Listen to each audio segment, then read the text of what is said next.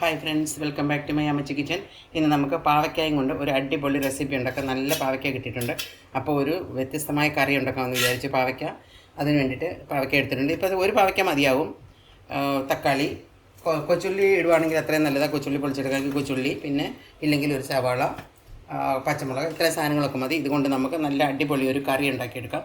ഈ പാവയ്ക്ക നന്നായിട്ട് കഴുകി അരിയാം. നമുക്ക് നമ്മുടെ പാവയ്ക്ക ഉണ്ടാക്കാൻ തുടങ്ങാം. അതിന് വേണ്ടിയിട്ട് ഞാൻ ഇവിടെ ഒരു സവാള എടുത്തിട്ടുണ്ട്. അതൊന്ന് നമുക്ക് കട്ട് ചെയ്തെടുക്കാം.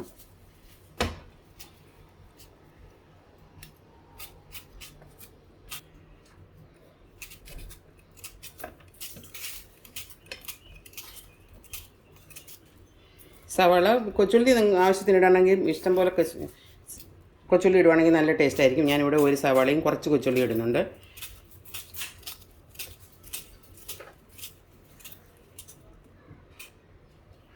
കൊച്ചുള്ളി ചെറുതായിട്ടൊന്ന് കട്ട് ചെയ്ത് തരാം. പിന്നെ ഒരു പച്ചമുളക്, തക്കാളി നമുക്കൊരു മിക്സി ജാറിലേക്ക് ഇട്ട് ഒന്ന് അടിച്ചെടുത്തിട്ട് വരാം.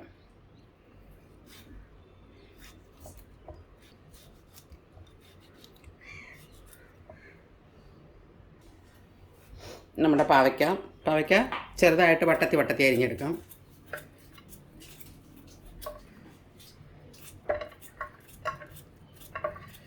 വട്ടത്തിലോ നീളത്തിൽ വേണമെങ്കിലും അരിഞ്ഞെടുക്കാം. ഇപ്പോൾ വട്ടത്തിലെടുക്കുകയാണെങ്കിൽ നല്ലൊരു ഇതൊന്ന് വറുത്തെടുക്കാനൊക്കെ ഇത് നമുക്കൊന്ന് വഴറ്റിയെടുക്കണം.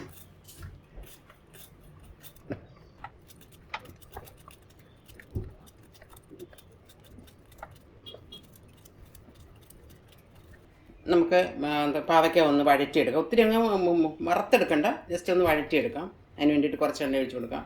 ഒത്തിരി എണ്ണയൊന്നും വേണ്ട, കുറച്ച് എണ്ണ മതി. ചൂടാകട്ടെ.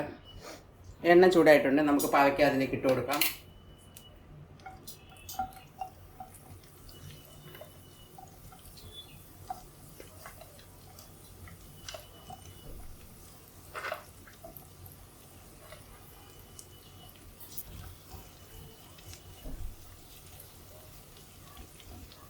നമ്മുടെ പാവയ്ക്ക ഒരുവിധമായിട്ടുണ്ട്. നല്ലതായിട്ട് വാടി കളറൊക്കെ ചേഞ്ച് ആയി വന്നിട്ടുണ്ട്. ഇനി നമുക്ക് ഓഫ് ചെയ്യാം. ഇതിന് നമ്മൾ ഉപ്പ് ചേർത്തില്ലായിരുന്നു. പാവയ്ക്കയ്ക്ക് വേണ്ടി ഞാൻ ഒരല്പം ഉപ്പ് ചേർത്ത് കൊടുക്കാം. കറിയിലിടുമ്പോൾ ഇട്ടാലും മതി, പക്ഷേ പാവയ്ക്കായിൽ ഒന്ന് പിടിക്കാൻ വേണ്ടി ഒരല്പം ഉപ്പ് ചേർത്ത് കൊടുക്കാം. ഇനി നമുക്കിത് കോരി മാറ്റാം.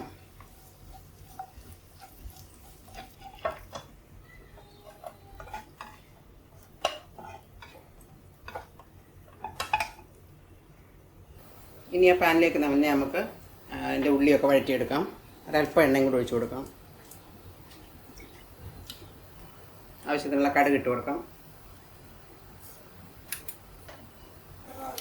കടുക് പൊട്ടി വരുന്നുണ്ട്. ഇനി നമുക്ക് ഉലുവ ഇട്ട് കൊടുക്കാം. ഒരല്പം ഉലുവ ഇട്ട് കൊടുക്കാം. ഉലുവയ്ക്ക് നല്ലൊരു ടേസ്റ്റ് കിട്ടും. കുറച്ച് ജീരകം,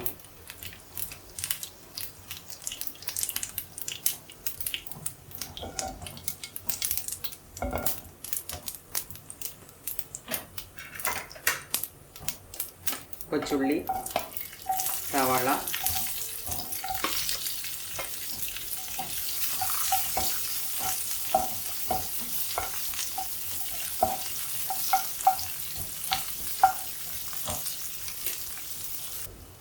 എണ്ണയിലേക്ക് ഒരു 2 വറ്റൽമുളകും ഒരു പച്ചമുളകും കൂടെ ചേർത്ത് കൊടുക്കാം. അതും കൂടെ ചേർത്ത് നന്നായിട്ടൊന്ന് വഴറ്റാം.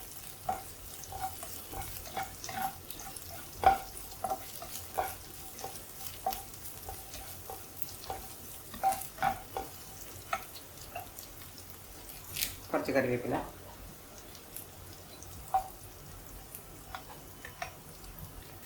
നമ്മുടെ ഉള്ളിയൊക്കെ നന്നായിട്ട് വഴന്ന് വന്നിട്ടുണ്ട്. ഇത്ര ആയാൽ മതി. ഇനി നമുക്കിതിലേക്ക് വേണ്ടിയ മസാലകൾ ചേർത്ത് കൊടുക്കാം. മഞ്ഞൾപ്പൊടി, മല്ലിപ്പൊടി ഒരു 1.5 ടീസ്പൂൺ ചേർത്ത് കൊടുക്കാം. എരിവുള്ള മുളക് പൊടി, കാശ്മീരി ചില്ലി പൗഡർ, ഇത്രയും ചേർത്ത് നന്നായിട്ടൊന്ന് ഇളക്കാം.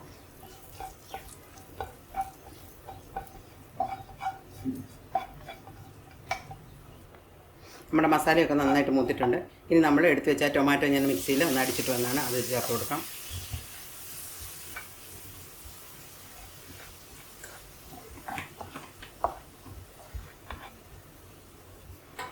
ഉപ്പ് ചേർത്ത് കൊടുക്കാം. നമ്മൾ പാവയ്ക്കയ്ക്ക് ഒരല്പം ഉപ്പ് ചേർത്തായിരുന്നു, അതനുസരിച്ച് വേണം ഇടാനും.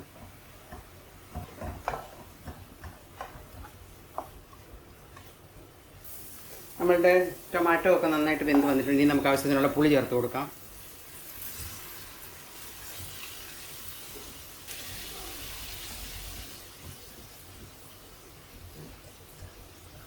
കുറച്ച് വെള്ളം കൂടെ വേണം.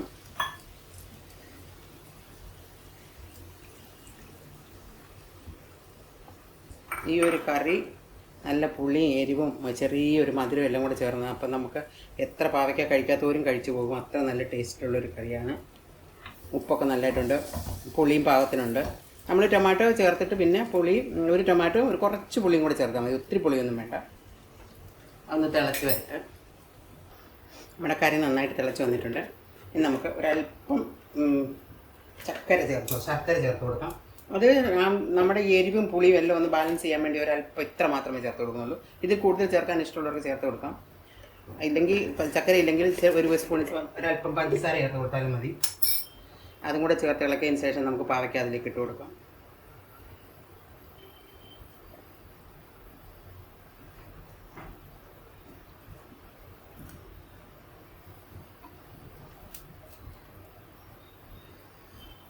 പാവയ്ക്ക ഏകദേശം വെന്തത്, അതുകൊണ്ട് അധികം നേരം നമുക്ക് വേവിക്കേണ്ട ആവശ്യമില്ല. സ്ലോ ഫയറിൽ ഒരു 2-3 മിനിറ്റ് വെന്താൽ മതി. ഈ എരിയും പുളിയും എല്ലാത്തിലും പാവയ്ക്കയിലൊന്ന് പിടിക്കാൻ വേണ്ടിയിട്ട് ഒരു 2-3 മിനിറ്റ് വെയിറ്റ് ചെയ്യാം.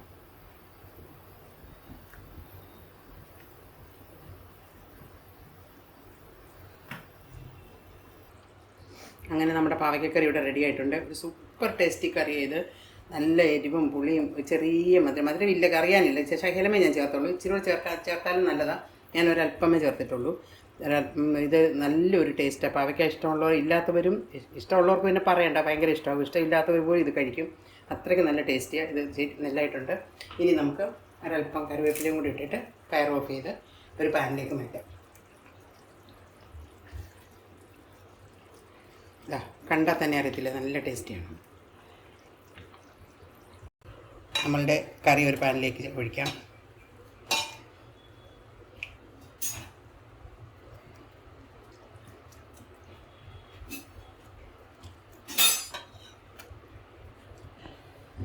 അങ്ങനെ നമ്മുടെ പാവയ്ക്കക്കറി ഇവിടെ റെഡി ആയിട്ടുണ്ട്. എല്ലാവരും ഇതുപോലെ ഒന്ന് ഉണ്ടാക്കി നോക്കണം. ഇഷ്ടപ്പെട്ടാൽ ലൈക്ക് ചെയ്യണം, കമൻറ്റ് ചെയ്യണം, മറ്റുള്ളവരിലേക്ക് ഷെയർ ചെയ്യാനും മറക്കരുത്. ഇനി ഒരു പുതിയ വീഡിയോയുമായി കാണുന്നവരെ bye, take care, thanks for watching.